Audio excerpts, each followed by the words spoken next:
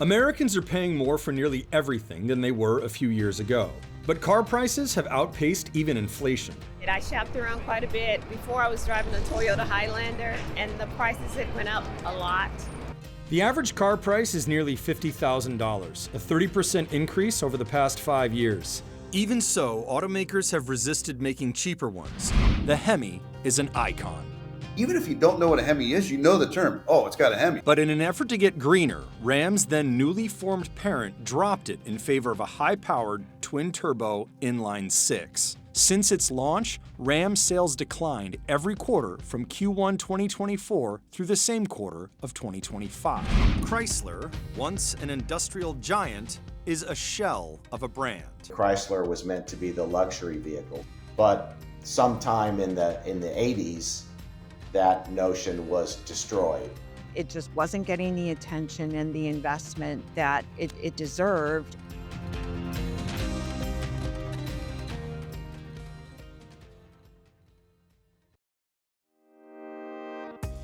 The average car price is nearly $50,000, a 30% increase over the past 5 years. Basic automobile is $50,000 or more. Monthly payments are also close to an all-time high. There are plenty of models that are going for more than $100K. A record number of owners are underwater, paying more on their loans than their vehicles are worth. Even so, automakers have resisted making cheaper ones. Margins are slim and costs are high. Chinese cars are cheap, but those are getting slapped with tariffs. Insiders say U.S. carmakers can't depend on protectionism. They'll have to cut costs and sell cheaper. Even without government support, some Chinese firms have big advantages. We tried to lay out that it's not evolutionary change. Like, you actually have to make quantum change to the organization, culture, and approach to be able to achieve that.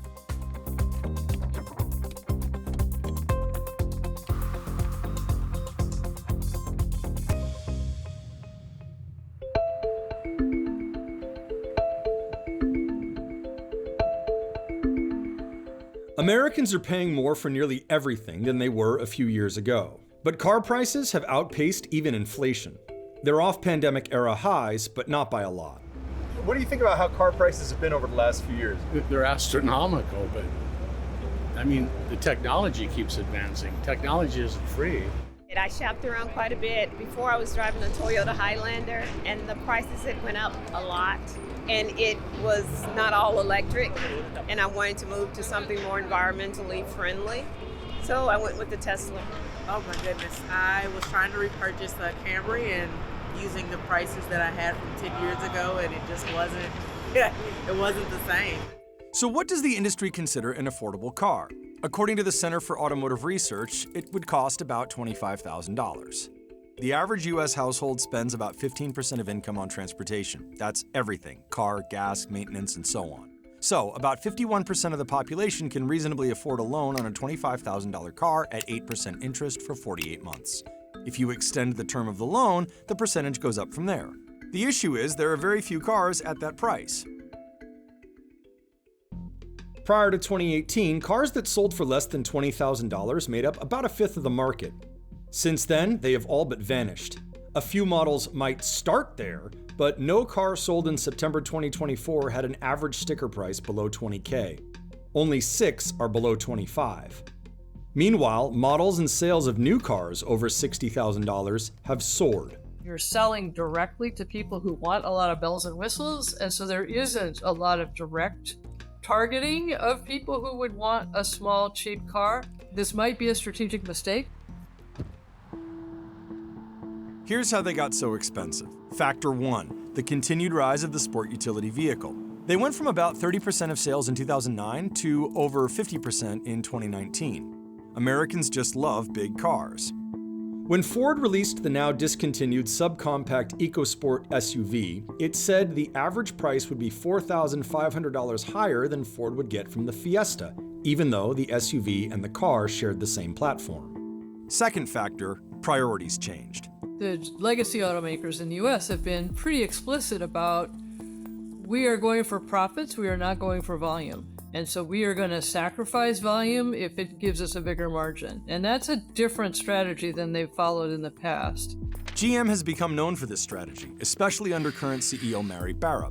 Fiat Chrysler, now Stellantis, was very early to cutting high-volume but low-profit vehicles like sedans. In 2023, profits at GM and Ford were the highest in at least a decade, and Stellantis reported a record. Many global automakers have enjoyed similar gains. General Motors, for example, has these activist investors sitting on their board, and if they don't buy back billions of dollars worth of stock, Mary Barra could be out of a job. And so it forces a more short-term calculation than she might want. But automakers have had to make investments in technology that they weren't certain would pay off, like EVs, software-defined vehicles, advanced safety, driver assistance, and autonomous driving. That money has to come from somewhere. The one meaningful way to make that transition from a financial standpoint is to create a highly profitable internal combustion engine business and continue to manage those profits while you reduce the number of vehicles. And so you have to continue to make good profits to generate the free cash flow you need to feed the EV ever-hungry side of the business. The trouble for automakers? The business is not that profitable compared with others. About 70% of a vehicle's price goes to the direct cost of producing it. Tough this smart can only be called F-150. About 20 to 25% goes to marketing and everything else. That leaves a 5 to 10% profit. Third factor, the coronavirus pandemic. Production shutdowns, supply chain shortages, and other constraints tightened supply. Dealers raised prices. Then automakers did. Affordability plummeted. Remember, the story has been, for much of the last 6 months, you either cut price or you cut volume. And they've decided they're not cutting price. But profits come at the cost of increasingly alienated customers. Automakers meet with their dealerships on a regular basis, and particularly they do this every January at one specific gathering. And the news that came out of that gathering last year was dealerships were saying, please send us more things that we can profitably sell for less. I guess that's the message they're getting from people walking in the door. So the question is, how do American automakers get those prices down? There is some wind at their backs. EVs are expected to get cheaper with time. Battery costs are falling faster than forecasted, with big drops to come. New, stronger forms of steel may allow car makers to use less. The simple skateboard platforms EVs are built on are easily adapted to vehicles of different sizes, spreading out costs. The Chevrolet Equinox, GM's least expensive EV, is about $300,000 less than the Cadillac Celestiq, GM's priciest, but they use the same platform. New manufacturing methods can help too. Tesla said its proposed, but not yet implemented, unboxing method can cut costs in half and factory size by nearly that much. Automakers might also partner and consolidate. Two companies can share production lines and make similar cars with different brands. One can contract with another to build vehicles for a country where the first has no presence. Could be a BYD setting up shop in Mexico, having a partnership with one of the U.S. car makers or brands, and then they sell vehicles here with the appropriate sharing of the final assembly costs. On the policy side, Helper says regulatory certainty is another necessary condition for cheaper EVs. Stability and predictability around incentives, subsidies, and public-private partnerships. U.S. rules change frequently, which makes it harder for companies to plan. In contrast, when China went forward on EVs, it stuck with the policy. The country has even benefited from unstable policies in the US. The cheap lithium iron phosphate batteries that contributed to China's dominance were actually created in the US by a company with a Department of Energy grant. But then, gas was really cheap. Policies were not consistently applied. They went bankrupt. They were bought very, very cheaply by the Chinese. I mean, not to take away from the Chinese. They figured out how to scale it up. But they got a leg up, based on American taxpayer research. The Alliance for American Manufacturing, a group formed by domestic manufacturers and the United Steelworkers Union, is in favor of tariffs and subsidies and incentives to boost the domestic industry. The group wants to keep many of the current policies in place. We're trying to gradually make a transition to new types of energy-run vehicles, whether it's electric, hybrid, other sorts of technologies as well.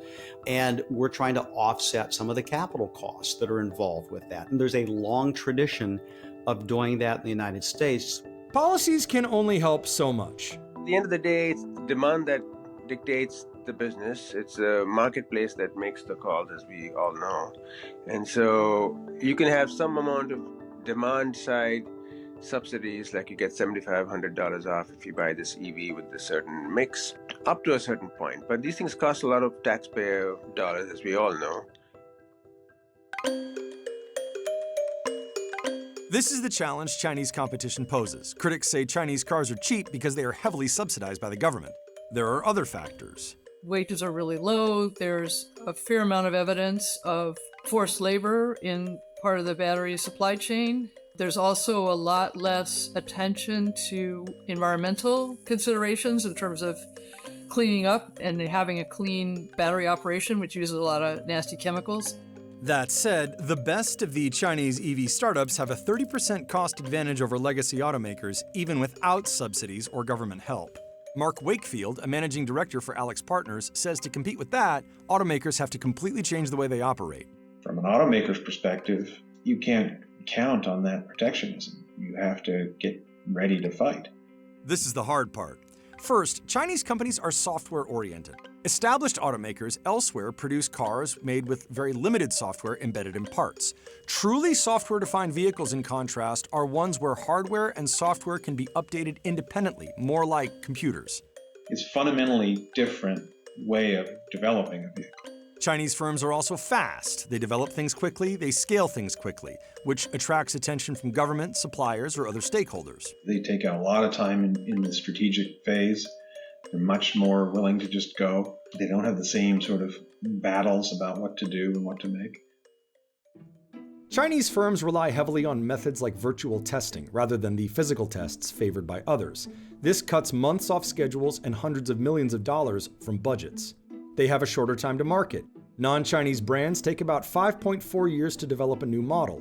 Legacy Chinese brands, 3.5. New energy vehicle brands like BYD, 1.6. Deadlines are hard, even if that means releasing a subpar vehicle. These companies have an intense overtime culture. Most of them do not allow this drift that Western companies do.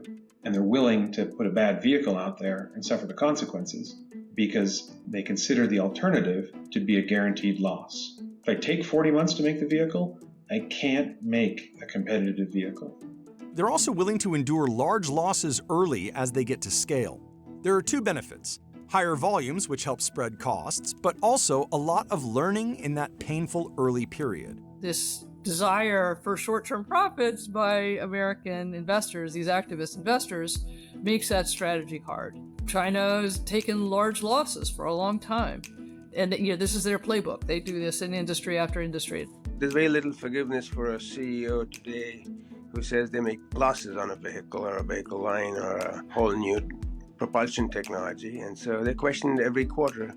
And so they're thinking of it every day. And so it's in that sense where if you now move from a $60,000 vehicle or a $70,000 vehicle or a $40,000 vehicle to now suddenly announcing affordable vehicles at $25,000, you get doubly questioned because you're going to be making even more of a loss per vehicle.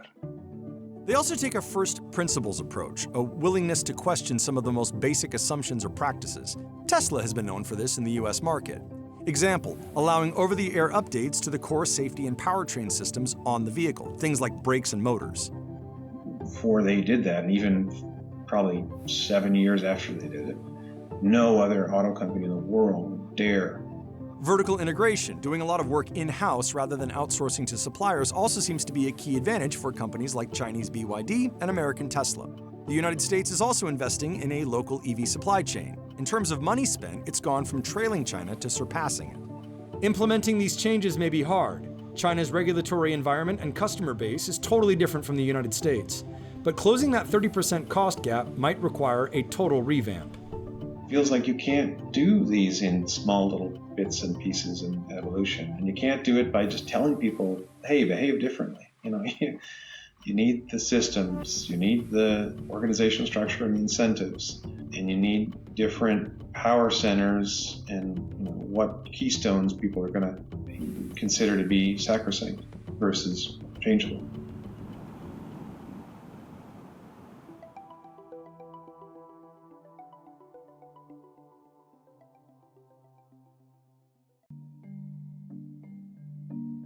In 2005, Chrysler sold 649,293 cars, spread across 7 models. Historically, it has been one of the most recognizable names in the U.S. auto industry, 1/3 of the so-called Big Three, the 3 major American automakers. Now, 20 years later, the brand has nearly disappeared. The only vehicle it currently makes is a minivan. Unfortunately, it was the heyday was 20 years ago and more. And over time, it just wasn't getting the attention and the investment that it deserved. An enthusiast news outlet summed it up by saying, Chrysler, once an industrial giant, is a shell of a brand. It is now just one of 14 brands in the stable of Stellantis, a struggling European-American automaker. Top managers had said they would consider killing brands that aren't meeting targets. One of founder Walter P. Chrysler's heirs fears that Chrysler could be one of them. I've seen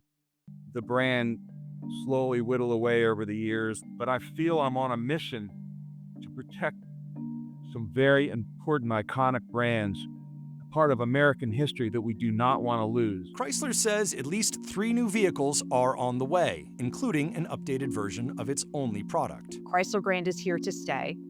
It is being well invested in. The brand is not on the table for elimination, and it has a very bright future.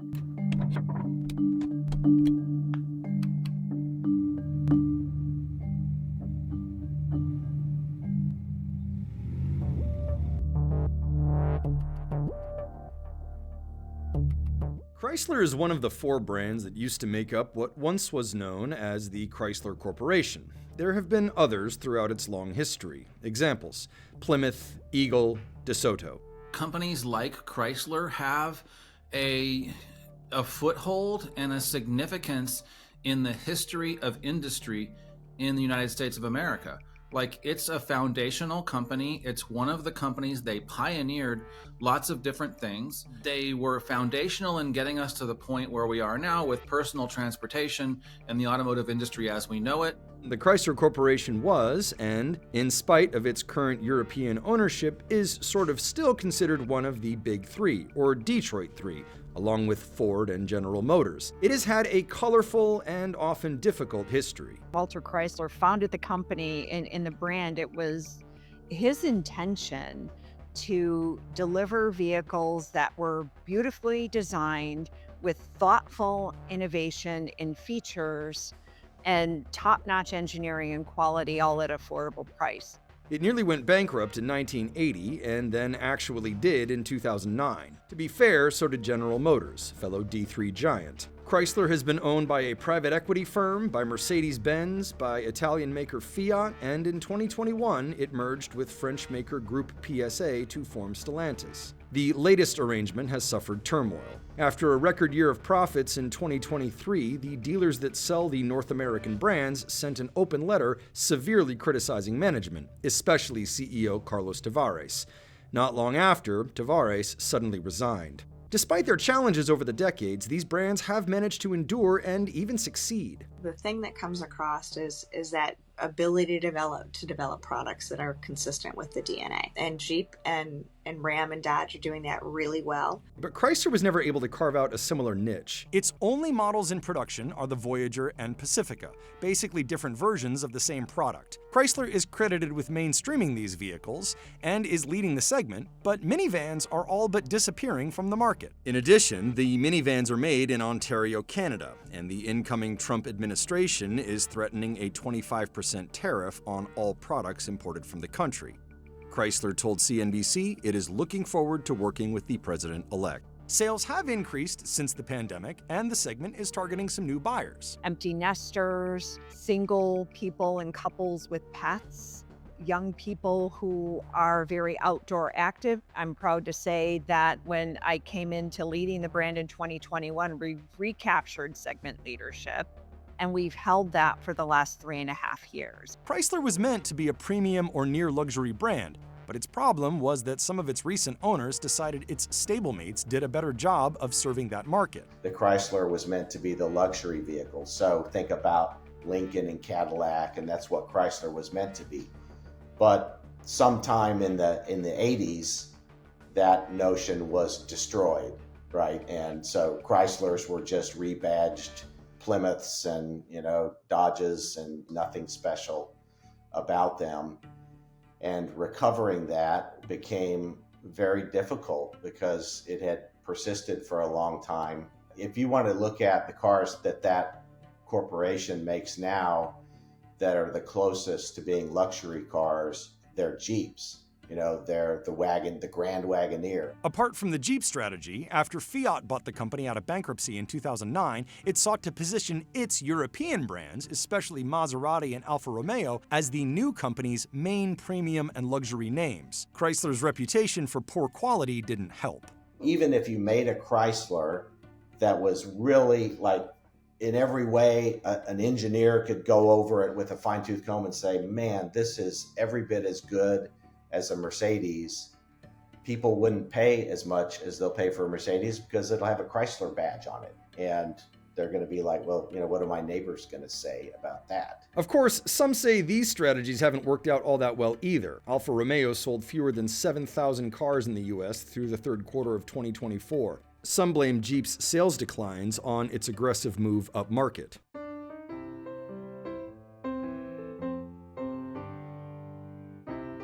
It wasn't always like this. The 90s and 2000s were good years for Chrysler. In the 90s, the Chrysler brand really benefited from, this sort of an overall revival at Chrysler Corporation. Bold, risk-taking, a little outlandish. We're talking about the same broader company that made the Prowler. I mean, who makes an open-wheel, hot rod, retro-looking thing in the middle of... They did. That was risk-taking. The Hellcat is risk-taking.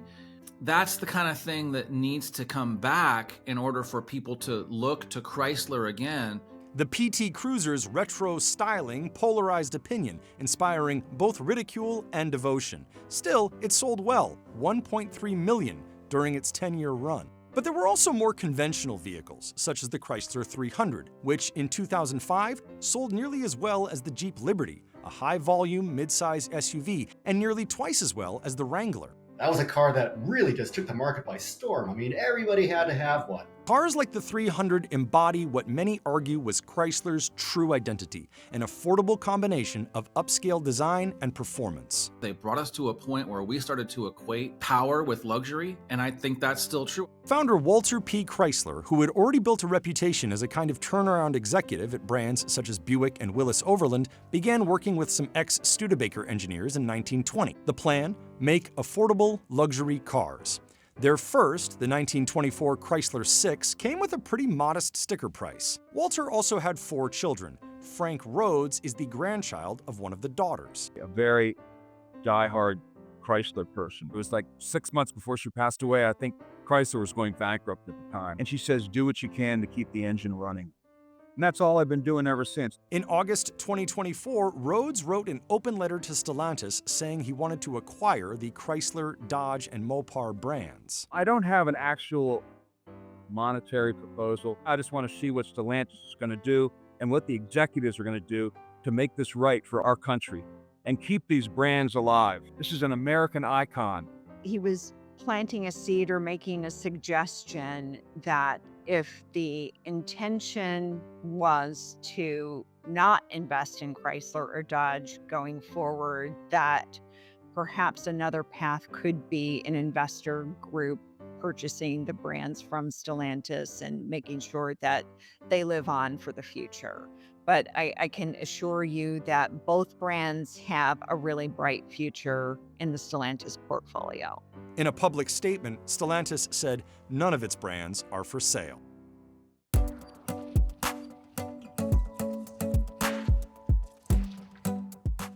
Rumors and reports of Chrysler's potential demise have circulated as its lineup has shrunk and sales slowed. I just wanted to set the record straight and bust some of those myths that Chrysler's future is intact. It's being invested in, and we will continue to grow the brand for the foreseeable future. To illustrate what lies ahead, Chrysler has unveiled some concept vehicles over the last 2 years. A 2022 crossover called the Airflow, which will not be going into production, and in 2024, a sporty coupe called the Halcyon. We found a new audience for a really cool, sporty looking coupe. And if you take a look at the design elements of that vehicle, both on the exterior and interior, it is very much the direction that our future design language is going in across the entire portfolio. So very modern, sleek, not overly complicated in terms of design cues and elements, but just very clean. As far as the Halcyon goes, well, that to me is just smacking of pure concept car fancy. I mean, it's got a fully glass cockpit, kind of like a jet fighter. I mean, pretty much all of it is unfeasible for an actual real production car. But Chrysler did say some kind of production version is in the works. I mentioned the Halcyon concept that we are working on bringing to market in a real industrialized form that's affordable for customers as well. In the short term, it is focusing on the Pacifica and Voyager minivans, a refreshed Pacifica in 2026 with a new exterior design. The powertrain on that will be an updated version of the plug-in hybrid system on the current model, one shared with the Jeep 4xe models. A full battery EV minivan will come out later. The company didn't specify a date. Chrysler will still offer the 3.6-liter gas version through the end of the decade. In 2026, it also plans to release a large crossover that will come out in both fully electric and hybrid versions. The company is confident the new lineup will help repair the relationship with dealers that has plagued all the American Stellantis names. We've shown the silhouettes and the properties to dealers, and they just cannot wait to get these products on their lots. We've also done market research with consumers because we wanted to make sure that this new direction that we're taking Chrysler brand in is going to meet their expectations. And their jaws just dropped at how beautiful the cars look. And they were literally saying, if this is the direction that Chrysler is going in, sign me up. I think going forward, it's critical for Chrysler to regain some of that spirit of outlandishness and emotion. And, these Chrysler products that we've been talking about, these are all products that really hit people in the feels.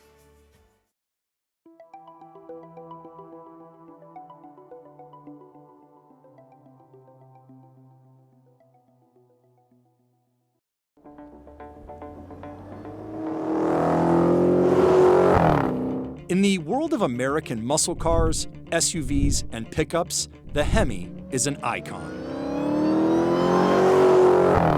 A big, loud, 8-cylinder engine found in many of the vehicles collectively known by the MOPAR or Chrysler names.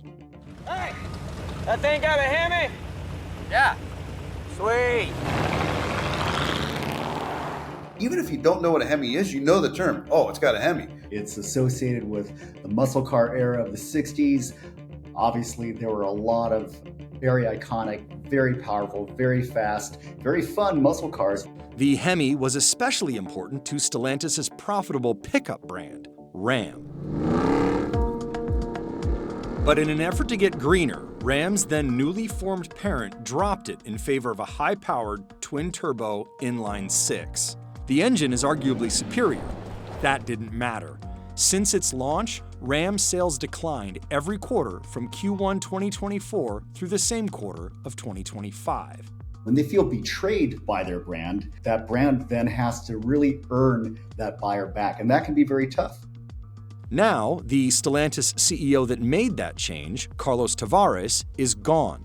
Tim Kuniskis, a longtime company veteran, is back in charge at Ram. Reviving the Hemi engine has been one of his first moves. And the first day we opened up for Hemi orders, we took 12,000 orders. CNBC dove in to find out why this engine is such a big deal, what this saga says about the bigger problems at Stellantis, and why big gas-burning engines still have a place in an electrifying market.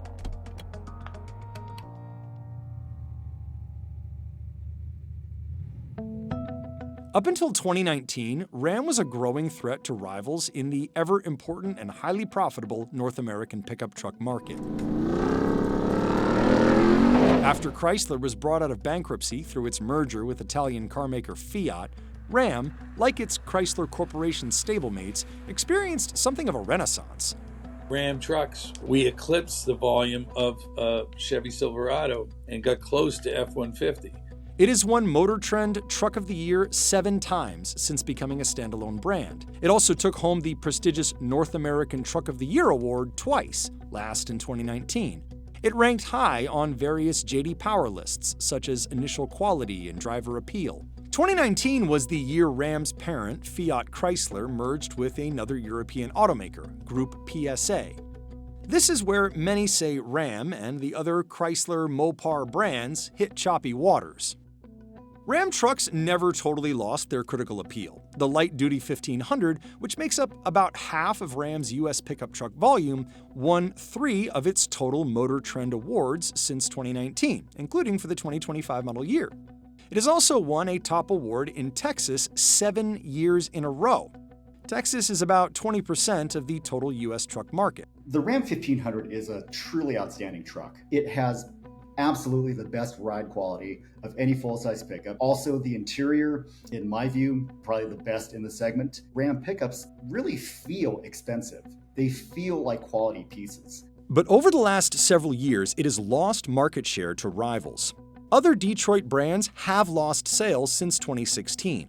But after hitting a peak in 2019, Ram finished 2024 100,000 units below where it was 8 years earlier. Meanwhile, GM's premium GMC Sierra had grown by about the same number in the same time frame. Stellantis had a slew of problems, including stale product, high prices, and a lineup dealers and industry analysts said didn't fit what customers wanted. It finished 2024 with a 70% drop in profits. Its troubles trickled down to all of the American brands. CEO Carlos Tavares also pushed hard to cut costs and green the fleet. More EVs, lower emissions. But fans and insiders say some of these measures were too swift, too severe, and ignorant of the U.S. market. In America, we want cars that, that make us replace the tires every year. We think about burnouts. The wrong people were trying to guide American enthusiasts in a direction they did not want to go and still don't want to go.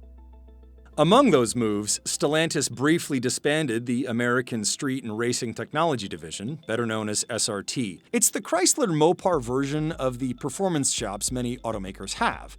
A Chrysler, Jeep, Ram, or Dodge vehicle with an SRT badge on it is a high-performance one. Stellantis also spiked the V8 engine across most of its lineup, except for a handful of models. Ram's sister brand Dodge had found a fair bit of success reviving its muscle car heritage through its Challenger and Charger, especially with eye-popping versions like the Hellcat, Hellcat Red Eye, and the Demon. It even started calling itself the Brotherhood of Muscle. Under Tavares, the Charger and Challenger were combined into a single model. But more importantly for fans, all those over-the-top V8-powered versions were gone and replaced with a new Charger that came with 2 powertrains, one fully electric and one with an inline 6 engine called the Hurricane. There were practically pitchforks at Stellantis headquarters when that happened. Carlos did something that wasn't appreciated. They lost a lot of fan base because they went to electric. I've driven the Hurricane. It's a very nice engine. It's very refined. It's very smooth, which on paper, it's better in every way. It's better in many ways. Yes, on paper. The standard engine has more horsepower and more torque than the Hemi, and the high output 6 blows the V8 out of the water. It is a fantastic offering, but there are some people that they count cylinders. They want the Hemi, they want the V8, they want the sound of that naturally aspirated V8. They want the rumble, they want the drama. Americans associate truck performance with V8 engines. The Ram customer in particular really, really, really loves the idea of having that big American V8 under the hood. You take away what made them love the brand and love the trucks to begin with, they were going to revolt. I grew up a tuner. Inline 6 Toyota Supras are awesome.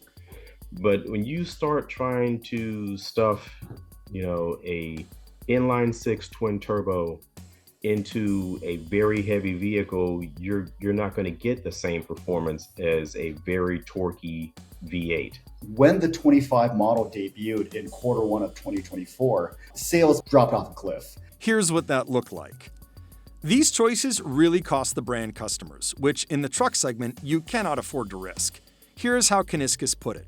There are about 3.6 million people driving a Ram with a Hemi engine in it. About 6 to 8% of them buy a new truck every single year. And of that 6 to 8%, 40% of them said, I won't shop you if you don't offer that engine. They didn't say, I won't buy because I need that engine, but they said, I won't shop you unless you have the opportunity for me to look at your current offering and what I drive today so I can compare and contrast. That's about 30,000 units a year automatically that I would have lost. And with loyalty running in 75, 80% of the truck segment, you don't want to lose any of those customers. Canisius expects about 40% of Ram buyers sooner or later to settle on the Hemi. That's a lot higher than the Ford F-150's V8 take rate of about 25%, but slightly lower than GM's, which Canisius attributes to the fact that, apart from a diesel, GM offers a choice of 2 V8s or a 4-cylinder. Ford F-150 buyers can swap in a V8 for free on most versions of the truck. Ram buyers have to pay an extra $1,200 unless they get the high-end limited or Longhorn trims. Canisius thinks a lot of people will choose the Hemi anyway. Hemi is not really just a V8. It's kind of a brand in and of itself. It's become a thing. And Ram isn't giving up on the Hurricane. The reality is, as attached as some buyers are to V8s, customers are choosing smaller engines. Toyota has already dropped its V8 from the Tundra lineup with less pushback. You're gonna want to see what the new engine is compared to what you're used to. So you're gonna want to drive them both. It's all about the choice. It's not about one versus the other. It's about having the choice. It's also not giving up on electric. Ram is planning 2 new EV trucks. One fully electric and another with a gas-burning generator. Canisius was also CEO of Dodge when that brand unveiled the electric Dodge Charger. Kind of typecast with, I'm the Hemi guy, I'm the supercharger guy, I'm the Hellcat guy, all that kind of stuff. And it's weird to hear you talk about electric vehicles. A lot of times people that bash electric vehicles have never driven one. Electric cars, they have their faults. There's no question they have their faults, but they are fantastic. Electrification will ultimately take over, but for the time being, while gasoline engines are available, gasoline engine enthusiasts want the ultimate expressions of those gasoline engines, and a big V8 engine is certainly one of those things. They can have electric vehicles. I won't buy one. I'm an ex-Tesla employee. I've never owned an electric car. But if Dodge really wants to sell vehicles, they have to sell customizable cars that scream drive me. We are in the very early days. 500-mile range, lighter solid-state batteries, inductive charging, sufficient infrastructure, and prices that are comparable to gas engines. Canisius is confident all these will happen. When you get there, you will get mass adoption. The problem is, we tried to force mass adoption before we got there. The car displaced the horse because it was better. The electric car is going to be better. We just have a lot of challenges in the industry that we have to overcome first, and we will overcome them. We have to, because as an industry, we've invested about $500 billion in this.